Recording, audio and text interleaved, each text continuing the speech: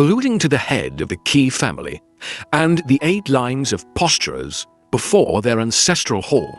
Confucius remarked, "If the key can allow himself to go to this extent, to what extent will he not allow himself to go?" Footnote 1. The chief of the Qi clan was virtually the Duke of Lu, under whom Confucius for a time held office. Footnote 2. These posturers were mutes who took part in the ritual of the ancestral temple, waving plumes, flags, etc. Each line or rank of these contained 8 men. Only in the sovereign's household should there have been 8 lines of them. A ducal family like the Qi should have had but 6 lines. A great official had 4, and one of lower grade 2.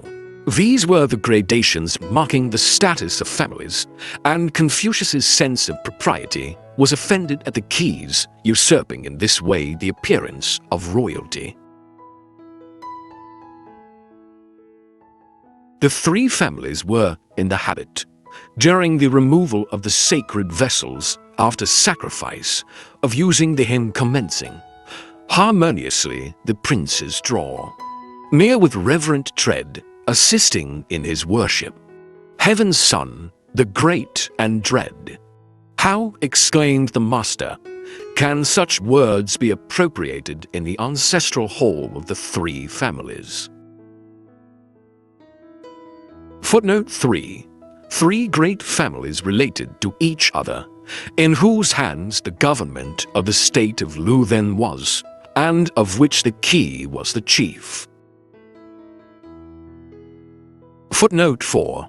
The technical term removal means all this. Footnote 5. See the Shi King, Book 4, 2, 7. Here was another offense against propriety. This hymn was for use only in the temple of the sovereign. "Where a man," said he again, "has not the proper feelings due from one man to another, how will he stand as regards the rules of propriety? And in such a case, what shall we say of his sense of harmony?" On a question being put to him by Lin Feng, a disciple, as to what was the radical idea upon which the rules of propriety were based, the master exclaimed, "Ah, that is a large question. As to some rules, where there is likelihood of extravagance, they would rather demand economy. In those which relate to mourning, and where there is likelihood of being easily satisfied, what is wanted is real sorrow." Footnote 1. My commentary says the meaning of the sage's reply is, "Let us first have reality, and then refinement in the methods of expressing it." Speaking of the disorder of the times, he remarked that while the barbarians on the north and east had their chieftains, we here in this great country had nothing to compare with them in that respect. We had lost these distinctions. Alluding to the matter of the chief of the Qi family worshipping on Taishan, the master said to Yenyu, "Cannot you save him from this?" He replied, "It is beyond my power. Alas, alas." Exclaimed the master, "Are we to say that the spirits of Taishan have not as much discernment as Lin Feng?" Footnote 1. One of the 5 sacred mountains, worshipped upon only by the sovereign. Footnote 2. A disciple of Confucius, in the service of the Qi. Footnote 3. Lin Feng had inquired paragraph for about the raison d'etre of the rules of propriety. Neither the Duke of Lu, nor the spirits of the sacred mountain which accepted his sacrifice, seemed to care for propriety. Of the superior man, the master observed, in him there is no contentiousness. Say even that he does certainly contend with others, as in archery competitions. Yet mark, in that case, how courteously he will bow, and go up for the forfeit cup, and come down again and give it to his competitor. In his very contest, he is still the superior man. Footnote 1. See Shiking. 2, 7, 6. Which yonder centre wight who can, the cup may order for his man.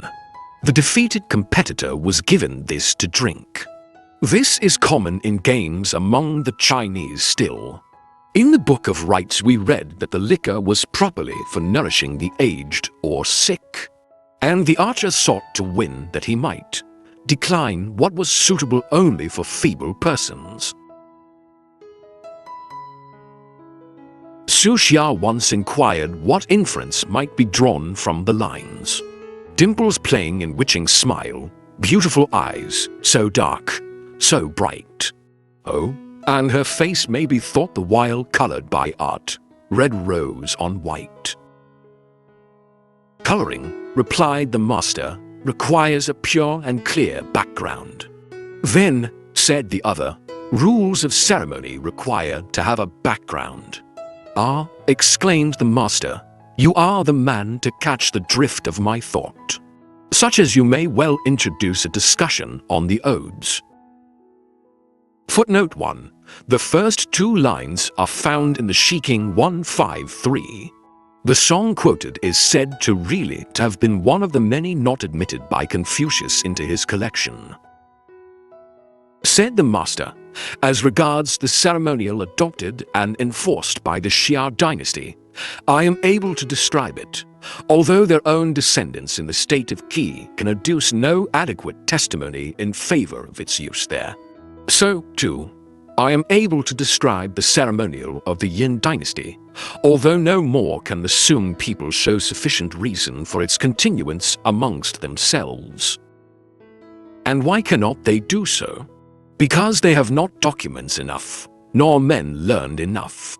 If only they had such, I could refer them to them in support of their usages. Footnote 1. A small eastern state in which this ancient ceremonial was still kept up. Footnote 2. Another state a little westward of Qi and south of the Yellow River. When I am present at the great quinquennial sacrifice to the manes of the royal ancestors, the master said, from the pouring out of the oblation onwards, I have no heart to look on. Footnote 1, viz. At the court of Lu, the complaint is again of the Duke's usurping regal functions. It was proper only for the king to offer this great sacrifice. Someone asked what was the purport of this great sacrifice, and the master replied, I cannot tell. The position in the empire of him who could tell you is as evident as when you look at this, pointing to the palm of his hand. Footnote 1. An ambiguous and evasive answer. As much as to say, the king should best know his own affairs. When he offered sacrifices to his ancestors, he used to act as if they were present before him. In offering to other spirits it was the same. He would say, if I do not myself take part in my offerings, it is all the same as if I did not offer them. Footnote 1. He speaks in the first person, but his words stem to be directed against the irregularities of others. Wang Sun Kira asked him once, what says the proverb, better to court favor in the kitchen than in the drawing room? The master replied, nay, better say, he who has sinned against heaven has none other to whom prayer may be addressed. Footnote 1. A great official in the state of Wei, the occasion seems to have been a visit of Confucius to that state, which Kia suspected was with a view to seeking office. And the latter's allusion to the proverb was intended, it is thought, to insinuate that it would be better to present his petition to him than to headquarters. The sage could not but rebuke him. Of the Zhou dynasty, the master remarked, it looks back upon to other dynasties. And what a rich possession it has in its records of those times. I follow Zhou. Footnote 1. That is, the Xia and Yin, the Xia, BC 20-05 to 1766. The Yin, BC 1756 to 1122. The Chao lasted from BC 1122 to 55. On his first entry into the Grand Temple, he inquired about every matter connected with its usages. Someone thereupon remarked, "Who says that the son of the man of Su understands about ceremonial?" On entering the Grand Temple, he inquired about everything. This remark coming to the master's ears, he said, "What I did is part of the ceremonial." Footnote 1. Su was Confucius's birthplace. His father was a governor of the town. In archery, he said, "The great point to be observed is not simply the perforation of the leather. For men have not all the same strength. That was the fashion in the olden days." Footnote 1. Not strength, but sure aim is what is now wanted. Once, seeing that his disciple Su Kong was desirous that the ceremonial observance of offering a sheep at the new moon might be dispensed with, the master said, "Ah, you grudge the loss of the sheep. I grudge the loss of the ceremony." Footnote 1. A delicate hint, directed not only at the disciple, but at the neglect of the dukes of Lu. The king at the end of each year issued a calendar to the feudal princes to be kept in their ancestral temples, and it was the duty of the latter at each new moon to make a formal announcement of the day and request sanction for their duties during the month. But at this time the dukes of Lu, while continuing the offering of the sheep, neglected the rites connected with it. To serve one's ruler nowadays, he remarked, fully complying with the rules of propriety, is regarded by others as toadyism. When Duke Ting questioned him as to how a prince should deal with his ministers and how they in turn should serve their prince, Confucius said in reply, "In dealing with his ministers, a prince should observe the proprieties. In serving his prince, a minister should observe the duty of loyalty." Footnote 1. Of Lu. It was this ruler who took Confucius under his wing. He promoted him from a town magistracy to the office of Minister of Works, and afterwards to that of Minister of Justice. And it was while he occupied these posts that he became the idol of the people, and his name a household word. Referring to the first of the odes, he remarked that it was mirthful without being lewd, and sad also without being painful. Footnote 1. Shiking 111. Duke Gai asked the disciple Sai Wo respecting the places for sacrificing to the earth. The latter replied, "The family of the Great Chu of the Xia dynasty chose a place of pine trees. The Yin founders chose cypresses, and the Chao founders chestnut trees, solemn and majestic, to inspire, 'tis said, the people with feelings of awe." The master on hearing of this exclaimed, "Never an allusion to things that have been enacted in the past. Never a remonstrance against what is now going on. He has gone away without a word of censure." Footnote 1. Used for a chestnut tree is also used for the word dread, cf. How dreadful is this place? Gen. XVA 17. Footnote 2. Confucius blames his disciple for losing an opportunity of answering a fool according to his folly. The master once said of Quanjung, "One a small-minded man indeed." Was he miserly? Someone asked. "Miserly, indeed," said he. "Not that. He married 3 times, and he was not a man who restricted his official business to too few hands. How could he be miserly? He knew the rules of propriety, I suppose." Judge, seeing that the feudal lords planted a screen at their gates, he too would have one at his. Seeing that when any two of the feudal lords met in friendly conclave, they had an earthenware stand on which to place their inverted cups after drinking, he must have the same. If he knew the rules of propriety, who is there that does not know them? Footnote 1. A renowned statesman who flourished about 200 years before Confucius's time.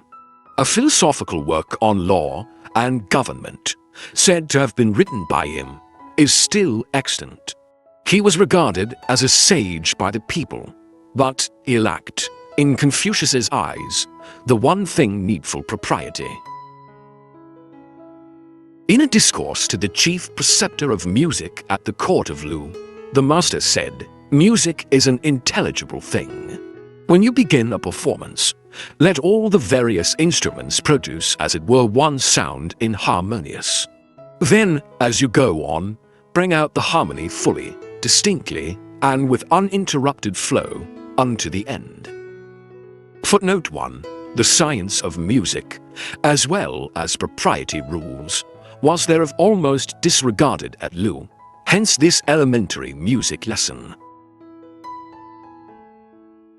The warden of the border town of I requested an interview with Confucius and said, "When great men have come here, I have never yet failed to obtain a sight of them."